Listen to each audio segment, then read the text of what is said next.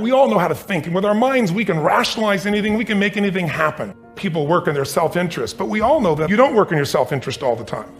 Because when emotion comes into it, the wiring changes in the way it functions. I look at life and say there's two master lessons. One is there's the science of achievement. That's how do you take the invisible and make it visible, right? How do you take what you dream about and make it happen? Whether it be your business, your contribution to society, money, whatever it is for you, your body, your family. But the other lesson of life that is rarely mastered is the art of fulfillment. When it comes to fulfillment, that's an art. And the reason is it's about appreciation and it's about contribution. You can only feel so much by yourself. What is it that's going to truly fulfill you? What is it that's going to give you that extraordinary life? What's going to make things magnificent on your terms, not somebody else's terms, not your father, your mother, your background? What is that really? You can have a ton of money and still be miserable, right? You know, so it's like mastering the science of achievement, but also the art of fulfillment. It's about, if you're totally successful, but you're not fulfilled, then what do you have? You have nothing. You know, you made everybody happy but yourself. That's the worst thing you got. That's Robin Williams is a beautiful man. Such a beautiful man. Killed himself, right? And he achieved everything most people ever dream of. Had a beautiful family. You've made the whole world laugh. Hundreds of million people love him, but he didn't figure out how to end the suffering. Money won't do that. Getting things is not going to make you happy. You know, it doesn't matter what you get. Doesn't matter whether it be money or opportunity.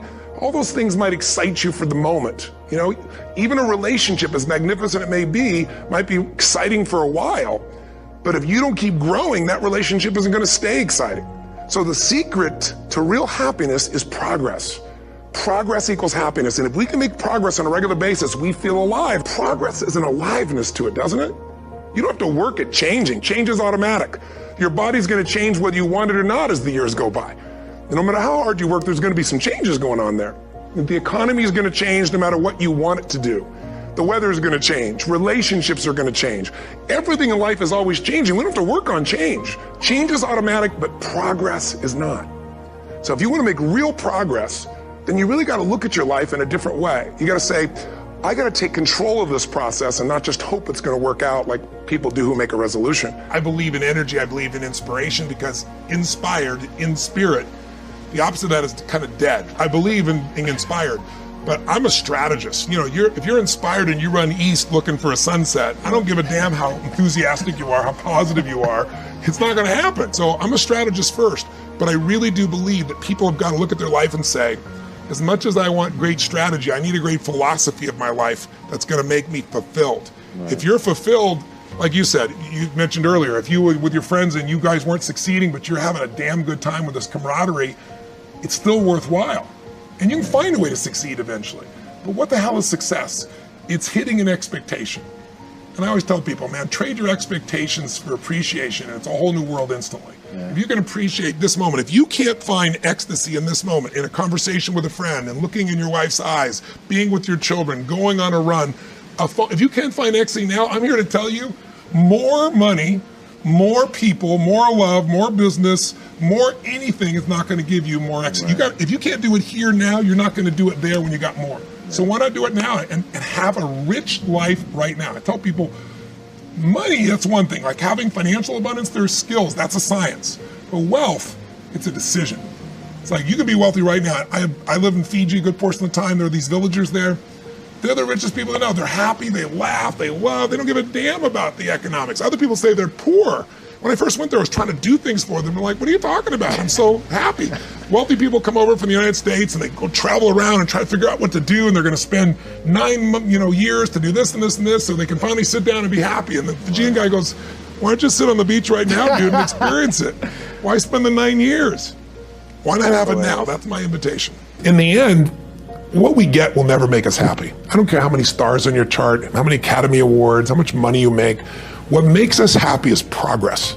Progress equals happiness. If you're not growing, you're dying inside. If you find your passion, you're going to have this tremendous energy. It's sustainable energy.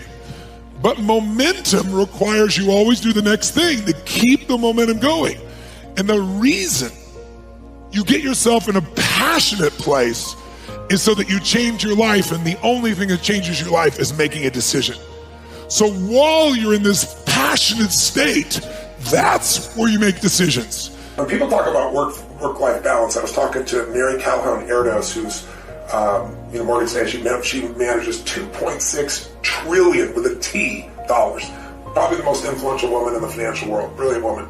And I asked her, because I was interviewing 50 of the smartest financial people on the face of the earth. I said, I know you're a very deeply caring mom and wife, and how do you balance all that? And she said, Tony, she goes, I read this in one of your books. She quoted from. She goes, there is no such thing as work-life balance. There's only work-life integration. And I really believe that in my soul. So in my companies, my wife and I, we live our mission together. We're 24/7, 365 together, and we love it because we're driven by the same things.